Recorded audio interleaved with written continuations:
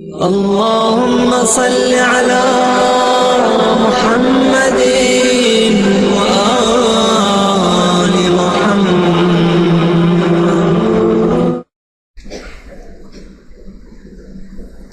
ایک چیز آج کل اور بہت پھیلائی جا رہی وہ یہ ہے کہ حضرت حلیمہ سعدیہ پیغمبر اسلام کی رضائی والدہ نہیں تھی۔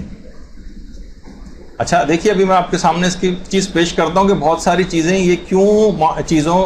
آخر کو ان بحثوں کو لانے کی ضرورت کیا، بھی تو آپ کو پتہ نہیں ہے نا۔ دیکھیے، ہم پھر وہی بات کہہ رہے ہیں کہ جب وہ انحراف بن جاتا ہے اور ایک پورا تناور درخت بن جاتا ہے، اس کے بعد اگر آپ کچھ کرنے کی کوشش کرتے ہیں کچھ نہیں ہوگا۔ مسلسل یہ چیزیں جو ہے نا فروغ پا رہی ہیں، اور آپ کو پتہ ہے کہ آج کل زیادہ تر ساری جنگیں سوشل میڈیا پہ لڑی جا رہی ہیں، سارے افکار سوشل میڈیا کے اوپر پھیلائے جا رہے ہیں، اور انٹیلیکچوئل حضرات، پڑھے لکھے افراد جو کمپیوٹر کے اوپر بیٹھتے ہیں، ان کے دماغوں کو مسموم کرنے کے لیے، زہر آلود بنانے کے لیے چیزیں ڈالی جاتی ہیں۔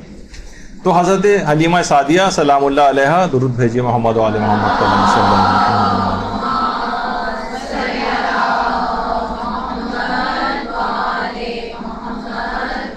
پیغمبر اسلام کی رضائی والدہ،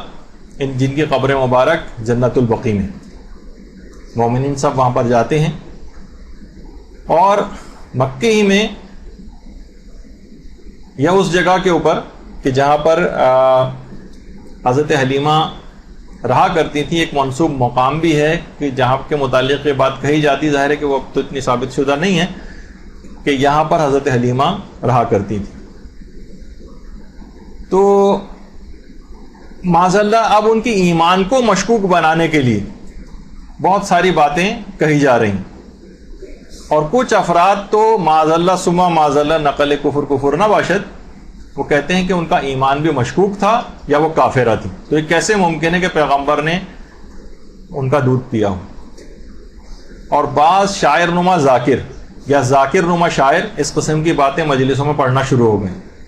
دیکھیے، باطل کی ہمیشہ سے ایک اور بات دماغ میں رکھی، باطل کی ہمیشہ سے ایک حکمت عملی ہے جسے کہا جاتا ہے مقدسات کی توہین،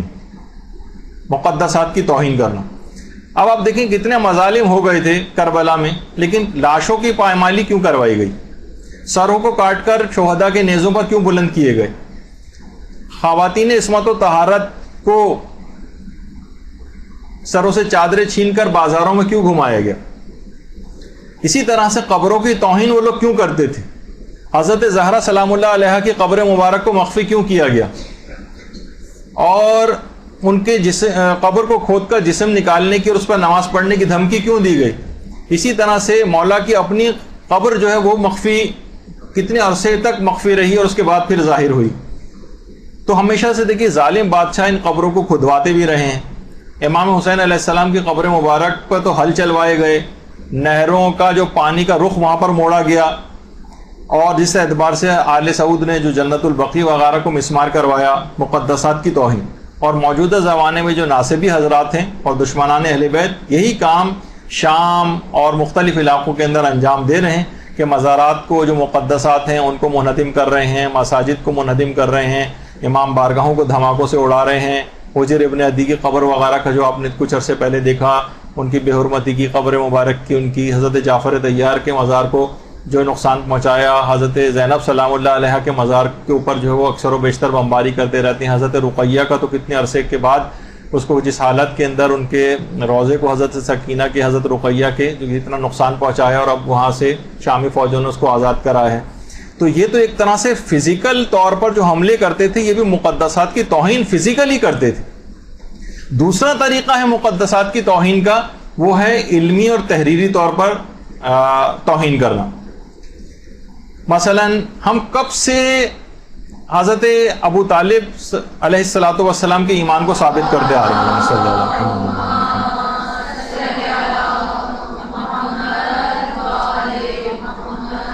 شخصیات جو مقدس شخصیات ہیں ان کو مشکوک بنانا، ان کے ایمان کو مشکوک بنانا، شک کا بیج ڈالنے سے بھی احترام میں کمی ہوتی، وہ باطل اس کے اوپر بھی کام کرتا ہے، اور یہی بات غلو کے اندر بھی پائی جاتی۔ ظاہر ہے کہ اگر کوئی حضرت علی کو، امیر المومنین کو، اگر کوئی شخص اللہ ثابت کرتا ہے تو باوجود ہے کہ اپنی تمام تر عظمتوں کے، اس کے باوجود وہ اللہ ہو تو نہیں جائیں گے۔ تو جو ان کے حقیقی فضائل ہیں لوگ ان کو بھی ماننے سے انکار کر دیں گے. حقیقی فضائل. کتنے ہی نوجوان آج ایسے ہیں کہ جو فضائل کی بہت سی صحیح روایات کو بھی علماء کے سامنے پیش کرتے ہیں کہ یہ بتائیے کہیں اس میں غلو تو نہیں. یعنی جو اب کیا ہوا, غلو کو اتنا پھیلایا گیا کہ ان کے حقیقی اور اصلی فضائل ہیں وہ بھی لوگوں کی نگاہ میں مشکوک ہو رہے ہیں کہ پتہ نہیں اس میں بھی تو غلو نہیں ہو جائے گا کہیں اگر اس حدیث کو ہم اس پر اگر اعتقاد رکھ لیں. اور یہی ان کا مقصد ہے. غلو کے پردے میں بھی اصل میں تقصیری کی سازش جو ہے وہ کی گئی. تو مثلا میں نے پہلے بھی مثال دی تھی, اگر کوئی عام سے کوئی شخص ہے آدمی, اس کو اگر آپ مجتہد کہہ دیں, ظاہر وہ مجتہد بن تو نہیں جائے گا. بیچارے کی جو حیثیت ہے, جو معمولی سے تھوڑی بہت حیثیت ہے, اس سے بھی جائے گا وہ. 2 سوالات کے جوابات میں وہ ذلیل ہو جائے گا لوگوں کے سامنے. تو دیکھیے غلو و تفویض کے اندر بھی یہی نقصانات علماء کہتے ہیں کہ یہ خاص سازش ہے کہ باقاعدہ اگر کوئی شخص واقعتاً ان کے فضائل دیکھ کر قریب بھی آنا چاہے تب بھی غلو اور تفویض وغیرہ کو دیکھ کے بھاگ جائے. کرے کہیں میں کفر اور شرک کا اندیشہ لاحق ہو جائے گا کہ کہیں میں کافر و مشرک تو نہیں ہو جاؤں گا اس بات کو عمل کرنے سے. تو اس قسم کے افکار کو جو غالیانہ چیزیں فروغ یوں دیا جا رہا ہے تاکہ لوگ اہل بیت سے دور ہو جائیں, قریب نہیں آئیں گے دور کرنے کے لیے. تو اسی وجہ سے نہج الاسرار ہے یا مثلا خطبہ البیان ہے, اس طرح کے کتنے خطبات لوگوں کے اندر عام طور پر ذاکرین مجالس سے بھی پڑھ رہے ہیں. اس کے اوپر مختلف جو ہے وہ اس میں سے اقتباس نکال کے جو ہے انٹرنیٹ کے اوپر بھی پوسٹ کی جاتی ہیں اور لوگوں کو اس میں وہ کیا جاتا ہے. تو یہ بھی اسی کی ایک سازش ہے. اس لحاظ سے آپ اس بات کو دیکھ سکتی ہیں کہ جب بھی علماء نے فتویٰ دیا ہے کہ ہمارے برادران اہل سنت کے مقدسات کی توہین کرنا حرام, کتنا بلیغ اور گہری نگاہ کا فتویٰ یہ. آغا سیستانی نے کہا کہ باقاعدہ کہ غیر شیعہ مسلمان جو ہیں وہ ہمارے نفس اور جان ہیں, اور رہبر معظم نے اور دیگر تمام مراجع نے بھی مقدسات کی توہین کو, ہاں علمی لحاظ سے محاکمہ ایک الگ چیز ہوتا ہے, تعصبات وغیرہ کو نکال کر کوئی لڑائی جھگڑا نہیں ہوتا, کہ علمی طریقے سے بات ثابت کی جاتی ہے, وہ تو اپنی جگہ باقی رکھنا. لیکن تعصبات کے آگ کو فروغ دیتے چلے جانا یہ باطل یہ چاہتا ہے. خود آپ دیکھ لیں کہ جو آج یہ سروں کو کاٹ کے فٹ بال کھیلنا اور فلاں اور یہ سب کی چیز کیا ہے, یہ آپ فرقہ واریت کو مزید ابھارنے کے لیے, ورنہ کوئی بھی شخص جو عوامی طور پر پذیرائی چاہتا ہے وہ کبھی بھی یہ والے کام نہیں کرے گا. اسے پتہ ہے کہ نہیں یہ تو لوگ میرے خلاف ہو جائیں گے, لیکن ان کو اس بات کی پرواہ نہیں ہے کیونکہ وہ چاہتے ہی کہ اس کے ذریعے تفرقہ فروغ پائے. تو یہ تمام چیزیں دیکھیے اس طرح کی ہیں. تو بڑا بلیغ ہمارے علماء نے فتویٰ دیا کہ جو مقدسات کی توہین ہے یہ توہین کرنا حرام ہے. خالی صرف یہی نہیں کہ صرف ہمارے مقدسات بلکہ ہم دیگر لوگوں کے مقدسات کی بھی توہین اس کو بھی حرام سمجھتے ہیں. تو اب کچھ ایسی چیزیں ہونے لگی ہیں کہ مسلسل کہ حضرت حلیمہ سعدیہ کی شخصیت کو بھی کچھ داغدار کیا جائے. اچھا, البتہ کچھ چیزیں لوگ اس کے طور پر پیش کرنے لگے ہیں, جیسے کہ مثلا ہم اس کتاب کی, اور بہت بہترین کتاب ہے, تقریباً ہر شیعہ کے گھر میں کتاب موجود بھی ہے,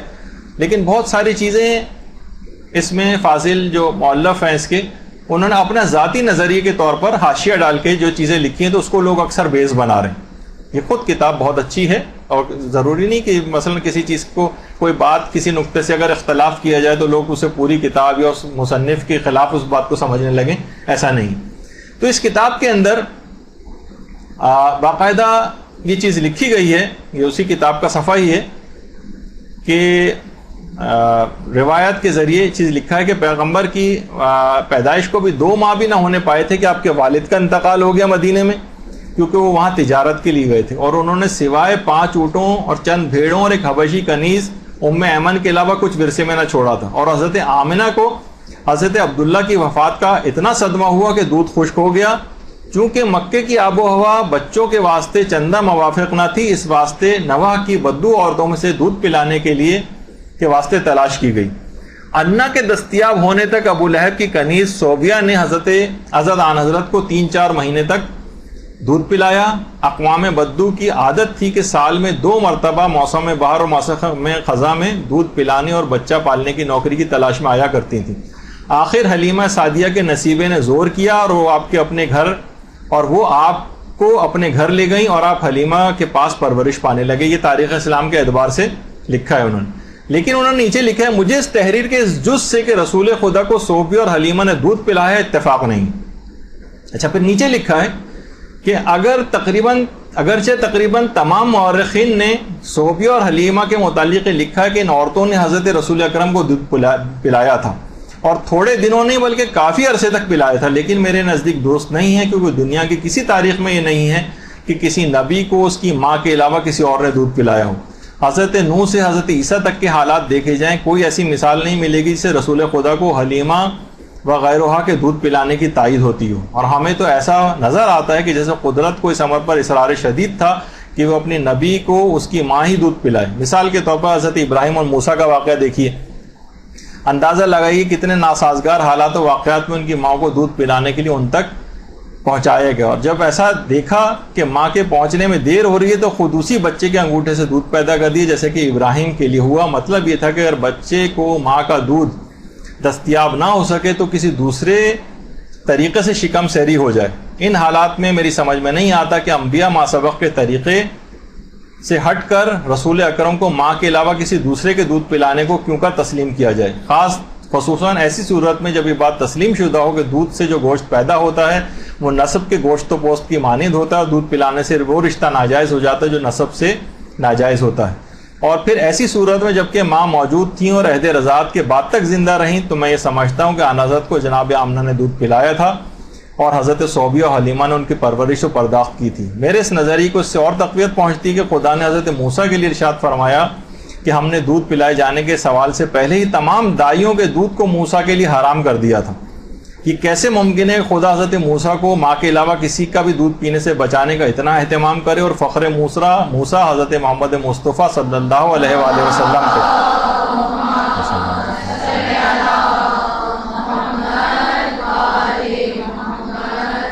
کو اس طرح نظر انداز کرتے کہ ایسی عورتیں انہیں دودھ پلائیں جن کا اسلام بھی واضح نہیں ہے۔ یہ بات بہرحال ان کا ایک اپنا نظریہ جو کہ ابھی ہم آگے چل کر مجتہدین وغیرہ کے اس سے آپ کو ثابت کرتے ہیں۔ تو اس بنیاد پر بہت سارے لوگوں نے یہ نظریہ قائم کیا کہ یہ کافرہ تھیں معاذ اللہ، اور اس بات کو پروموٹ کیا جانے لگا، وہی مقدسات کی توہین کہ پیغمبر اسلام کے اتنے قریبی رشتہ داروں کو بھی کافر معاذ اللہ ثابت کیا جائے۔ انہوں نے تو اپنا ایک نظریہ دیا، ہمیں اس پہ وہ نہیں ہے، ہم تو اس سے کیونکہ لیکن لوگ اس سے استنباط کر رہے ہیں ان کی اس کتاب سے، اس وجہ سے مجتہدین کا آپ کو فتاوی وغیرہ سلسلے میں بھی آپ کو دکھاتے ہیں۔ اچھا، کچھ افراد ایسے بھی ہیں وہ تو اتنی عجیب و غریب دلیلیں بھی دینے لگے ہیں کہ معصوم کو فقط معصومہ ہی دودھ پلا سکتی۔ اب دیکھا جائے تو سوائے امام حسن اور امام حسین علیہ السلام کے کسی کی بھی ماں بھی معصومہ نہیں تھی، حتیٰ کہ پیغمبر اسلام کی اپنی والدہ گرامی اپنی تمام تر عظمتوں کے باوجود معصومہ نہیں تھی۔ تو یہ تو خیر ایک ایسی بات ہے جو کہ زور خطابت وغیرہ کے اندر کی جاتی ہے۔ تو پھر یہ آخر پیغمبر کی اپنی والدہ کے ہوتے ہوئے کیوں دائی کے سپرد کیا گیا اور حضرت حلیمہ سعدیہ کی؟ اس کی جو وجہ ہے وہ آغا ابراہیم آیتی نے تاریخ پیغمبر اسلام کے اندر نقل کی۔ وہ یہ فرماتے ہیں کہ اس کی وجہ یہ ہے کہ مادر گرامی پیغمبر کی کم شیرگی اس بات کا سبب بنی تھی۔ وہاں کے ماحول اور معاشرے کے اعتبار سے جو وہاں کا موسم ہے کہ وہاں پر ان کا دودھ کم ہو گیا تھا پیغمبر کی والدہ کا، تو اس وجہ سے اس بات کا سبب بنی یہ بات کہ پیغمبر کو ایک رضائی ماں کے سپرد کیا جائے۔ تو یہ اہتمام ہوا۔ اچھا، اب اس کے اندر جو بھی آپ نے پچھلے دلائل سنے ان کے، اس کے اندر یہ تھا کہ حضرت موسیٰ پر دودھ کو حرام قرار دے دیا گیا تھا، اور قرآن کی ایک آیت کا حوالہ بھی اس کے اندر دیا، وہ یہ ہے وَحَرَّمْنَا عَلَيْهِ الْمَرَاضِعَ مِنْ قَبْلُ فَقَالَتْ هَلْ أَدُلُّكُمْ عَلَىٰ أَهْلِ بَيْتٍ يَكْفُلُونَهُ لَكُمْ وَهُمْ لَهُ نَاصِحُونَ۔ ہم نے پہلے ہی موسیٰ پر دائیوں کا دودھ حرام کر دیا تھا۔ اچھا، یہاں پر علماء فرماتے ہیں کہ یہ حرام قرار دینا یہ حرمت تشریعی نہیں تھی بلکہ حرمت تکوینی تھی۔ ایک ہوتی ہے حرمت تشریعی، یعنی شریعت کے لحاظ سے، جس طرح آپ کہ مثلا شراب پینا حرام ہے، حرمت تشریعی ہے یعنی شریعت کے اندر حرام ہے، اور ایک ہوتی ہے حرمت تکوینی، کسی خاص وجہ سے اس بات کا اہتمام کیا گیا کہ موسیٰ اپنی ماں کے علاوہ کسی عورت کا دودھ نہ پئیں، اس کو حرمت تکوینی کے عنوان سے۔ تو علماء نے جب جہاں اس کی تفاسیر لکھی ہیں وہاں آپ صرف عربی کے ایک لفظ کو نہیں پکڑ لیں گے کہ ہم نے دائیوں کا دودھ حرام کر دیا تھا۔ حضرت موسیٰ بھی پیدا ہوئے تھے، ابھی نابالغ تھے، ابھی ان کے اوپر جو ہے اس لحاظ سے شریعت کے احکام کے لحاظ سے یہ پروردگار کہہ بھی نہیں سکتا تھا کہ ان پر دودھ شرعاً حرام قرار دے دیا تھا ہم نے، یہ نہیں تھا، بلکہ تکوینی طور پر حرام، اور اس کی ایک وجہ تھی۔ اچھا وہ وجہ کیا تھی؟ وجہ خود قرآن نے بتائی کہ پیدائش کے بعد یہ خوف تھا کہ موسیٰ قتل نہ کر دیے جائیں،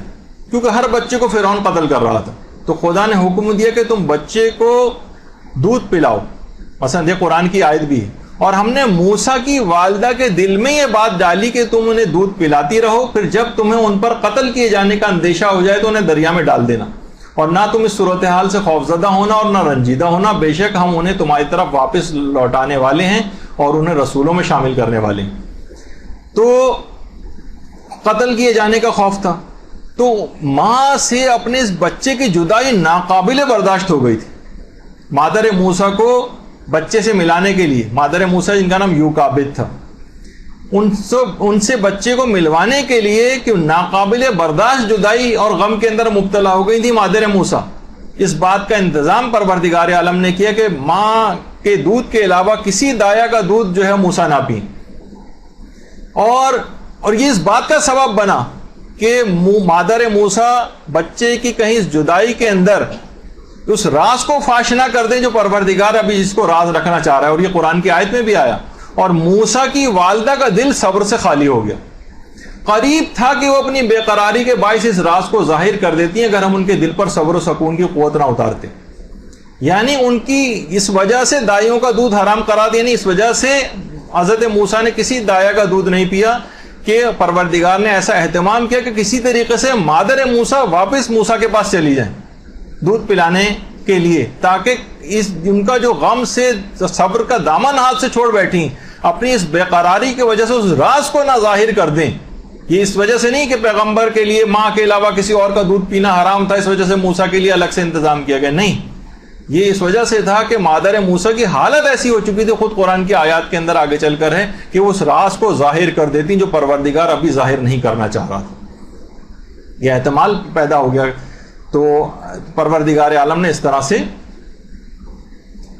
حکمت عملی بنائی، اور پھر اگلی آیات میں کہ پھر ہم نے تم کو تمہاری والدہ کی طرف پرورش کے بہانے واپس لوٹا دیا تاکہ ان کی آنکھوں میں بھی ٹھنڈک ہوتی رہے اور وہ رنجیدہ بھی نہ ہو۔ تو آپ نے دیکھا کہ پورا واقعہ اصل میں یہ تھا کہ یہ موسیٰ کو ان کی والدہ کی جدائی کے غم کی وجہ سے وہاں تک پلٹایا گیا، نہ یہ دودھ پلانے کا اس وجہ سے مسئلہ نہیں تھا کہ ان کے اوپر ماں کے علاوہ کسی اور کا دودھ پینا جو ہے وہ کہ نبی کسی اور کا دودھ نہیں پی سکتا اپنی ماں کے علاوہ، اس وجہ سے اس بات کو ایک بیس بنا کے جو ہے وہ اچھالا جائے۔ اچھا، اب یہاں پر علماء تاریخ نے دو احتمالات ذکر کیے کہ کیا موسیٰ دودھ پلا کر واپس چلی جاتی تھیں، یا بچے کے ساتھ محل میں رہتے ہوئے بچہ مکمل طور پر ماں کے پاس رہا تھا۔ تاریخ اس سلسلے میں خاموش ہے، لیکن علماء کہتے ہیں نوزائیدہ بچہ جتنی جلدی ماں کا دودھ پیتا ہے اس میں زیادہ قرین عقل یہی ہے کہ مادر موسیٰ نے فرعون کے محل میں قیام کر لیا تھا، کیونکہ بچے کو تو ہر 2 گھنٹے بعد، 1.5 گھنٹے بعد، 2 گھنٹے بعد دودھ پلانا ہوتا ہے، بار بار یہ تو نہیں کر سکتی کہ دن میں ایک دفعہ پلایا اور چلی گئی پھر اگلے دن آ رہی، تو بچے کی جو صورتحال ہوتی ہے اس میں تو بار بار دودھ پلانا ہوتا ہے، تو اس لحاظ سے مادر موسیٰ نے وہیں پر ہی قیام کیا تھا، اور یقیناً وہیں پر ہی کھانا پینا بھی کھایا ہوگا اپنا۔ بہت سے لوگ اس کے اندر بھی چیزیں لے کر آتے ہیں، یہ کیسے ممکن ہے کہ کافر اور اتنے ظالم کے گھر کا کھانا جو ہے وہ کھا لیں، تو اور باقاعدہ آیت اللہ ناصر مکارم شیرازی نے، جو کہ ابو لہب کی لونڈی تھی جس نے پیغمبر اسلام کو دودھ پلایا تھا، اس سلسلے میں لکھا ہے کہ ضروری نہیں کہ کافر کے گھر کا ہر مال حرام ہو۔ یہ لوگ عام طور پر یہ چیز سمجھتے نہیں، اور وہ کیونکہ اس کی تفصیلات سے واقف نہیں ہے تو بہرحال اس لحاظ سے ان کے اوپر ایک اعتراض کر دیتے ہیں۔ تو اس لحاظ سے اسی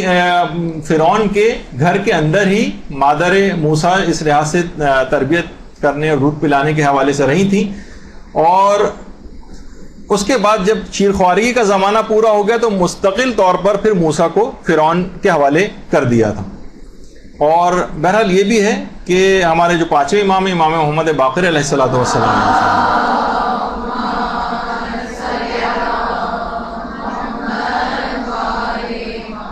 کہ دریا میں ڈالے جانے کے واقعے کے بعد سے لے کر، یعنی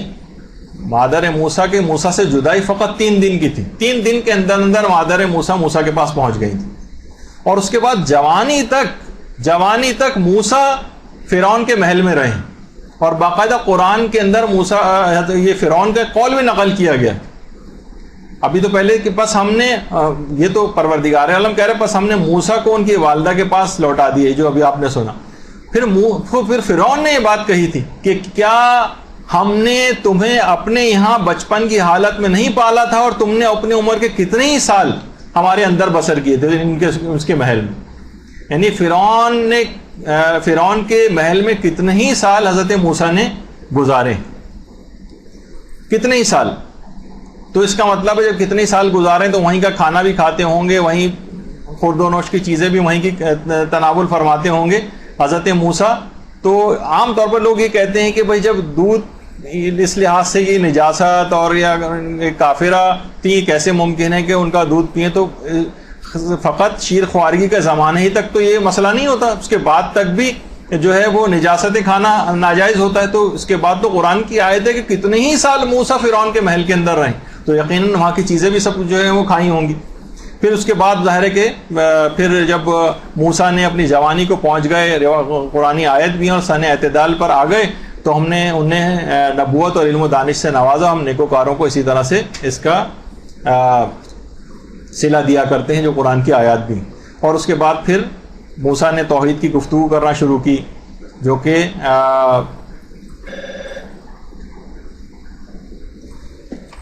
جی اس کے بعد پھر موسیٰ نے اس انداز سے توحید کی گفتگو کرنا شروع کی, جو بہرحال فرعون نے پھر اس کے بعد وہ جو واقعات ہیں قتل کا ان کا ارادہ کر لیا, اور موسیٰ بھاگ گئے وہاں سے چھوڑ کے محل کو, پھر شہر میں آ گئے, پھر وہ قبطی کو انہوں نے قتل کر دیا, وہ جو پورا آپ قرآن کے اندر پڑھتی ہیں. تو بہرحال نجم الحسن کراروی صاحب کی اس جو انہوں نے اپنا ایک اختلافی نوٹ اس سلسلے میں لکھا ہے, اس نظریے کسی بھی عالم نے, کسی مجتہد نے, کسی مورخ نے, کسی مفسر نے اس نظریے کی تائید نہیں کی ہے. اور یہ مسئلہ فقط 2-2.5 سال کی رضاعت تک نہیں تھا, یعنی کہ ماں کے دودھ کو تو چلے 2 سال تک صرف پلانے کا اس لحاظ سے حکم ہے, لیکن اس کے بعد جوانی تک بھی موسیٰ فرعون کے محل میں رہے ہیں. اور اسی طریقے سے پیغمبر اسلام, جو عام طور پر دیکھیے پیغمبر کا نفس جو ہوتا ہے اور پیغمبر اسلام کا جو نفس تھا, یہ اتنا قوی نفس تھا کہ اس بات سے بہت بالا ہے کہ کسی عورت کے دودھ سے متاثر ہو جائے. کہ اس کو پڑھ کے لوگوں نے یہ بھی لکھا ہے کہ اس کے اثرات آنے لگتے ہیں, جیسے ابھی آپ نے ان کے دلائل میں سنا تھا کہ اسی سے گوشت پوشت نمو پاتا ہے, اس کے اثرات منتقل ہوتے ہیں. تو پیغمبر کا انتہائی قوی نفس, خاتم الانبیاء کا, وہ کیسے کسی عورت کے دودھ پلانے سے متاثر ہو سکتا ہے, بالفرض اگر ہم اس کو ان کی اس بات کو مان بھی لیں. اور پیغمبر نے اس کے بعد کیا بازاروں سے پیغمبر اشیاء خورد و نوش ان کافروں سے نہیں خریدتے تھے, ان کو استعمال نہیں کرتے تھے پیغمبر, اس سے بھی کوئی متاثر نہیں ہوتے تھے. تو بہرحال اب دیکھیے اس میں آغا سیستانی سے بھی ایک استفتاء اس سلسلے میں کیا تھا ہم نے,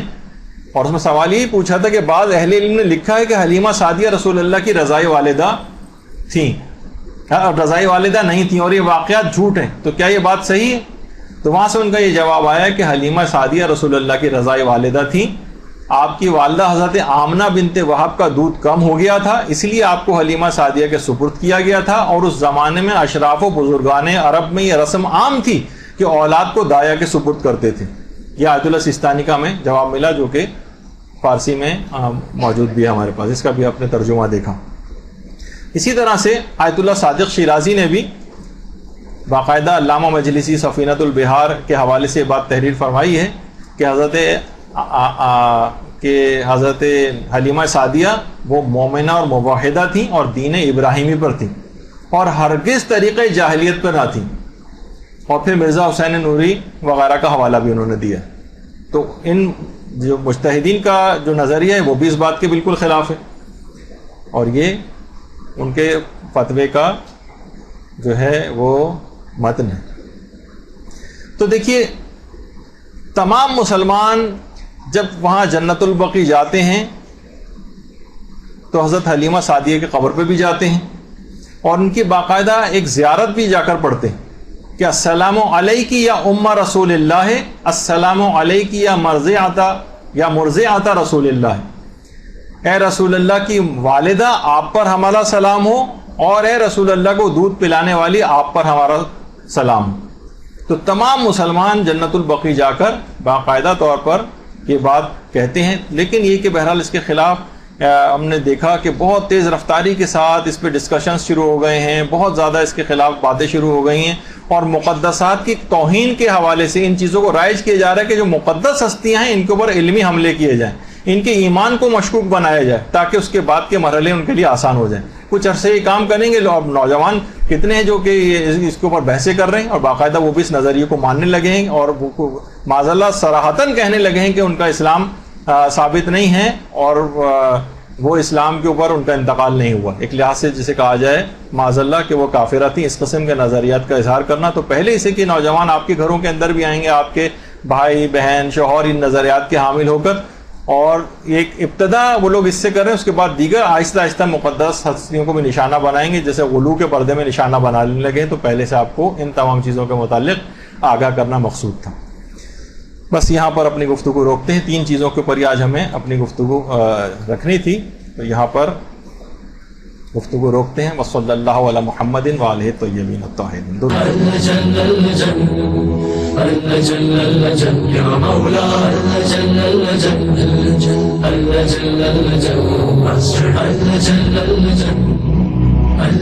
يا صاحب السماء